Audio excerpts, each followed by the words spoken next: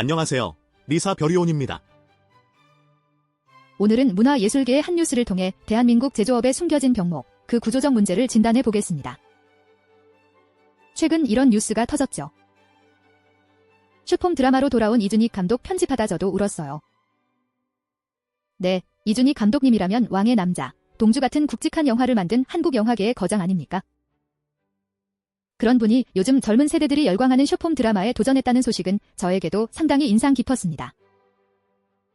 새로운 시도, 혁신적인 도전으로 보이기도 합니다. 겉으로 보면 그렇게 보일 수 있죠. 하지만 리사의 관점에서는 이것이 단순한 혁신이 아닐 수도 있습니다.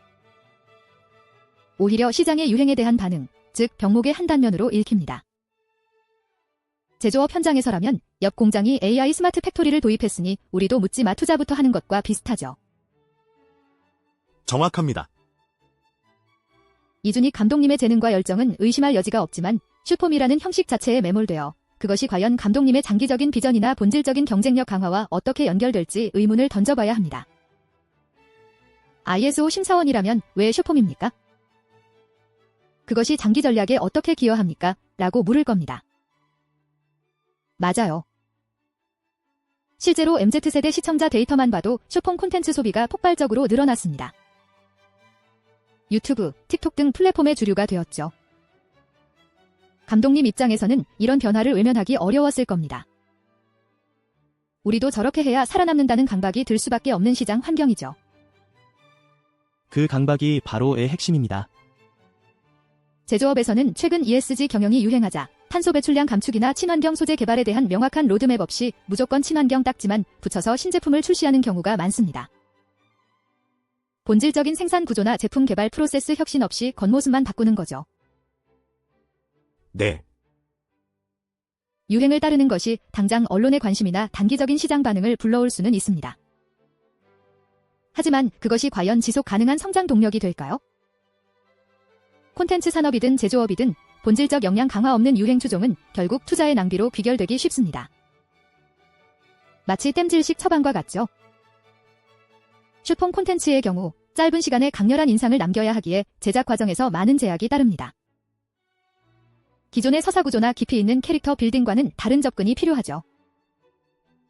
이준익 감독님의 탁월한 연출력이 이 새로운 형식에 완벽하게 녹아들지 못한다면 오히려 기존 브랜드 가치에 부정적인 영향을 줄 수도 있습니다. 제조 현장도 마찬가지입니다. 스마트 팩토리가 유행이라고 해서 덜컥 고가의 설비를 도입했는데 기존 ERP나 MES 시스템과의 연동이 전혀 고려되지 않았다면 어떻게 될까요? 데이터가 단절되고 현장의 숙련공들은 새로운 시스템을 오히려 불편해하며 반발합니다. 결국 기술이 실패한 것이 아니라 그 기술을 도입한 전략 없는 구조가 실패한 겁니다. 바로 그겁니다. 좋은 회사는 사람이 아니라 구조가 일합니다. 유행을 쫓는 것은 쉽습니다.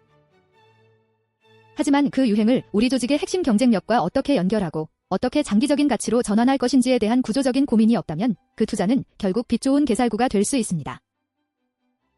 최근 몇 년간 메타버스나 NFT 같은 키워드들이 떠올랐을 때 수많은 기업들이 제대로 된 비전 없이 뛰어들었다가 막대한 손실을 봤던 사례를 기억해야 합니다. 시장의 흐름을 읽는 것은 중요하지만 그것을 맹목적으로 추종하는 것은 완전히 다른 이야기입니다. 리스크 관리의 관점에서도 심각한 병목입니다.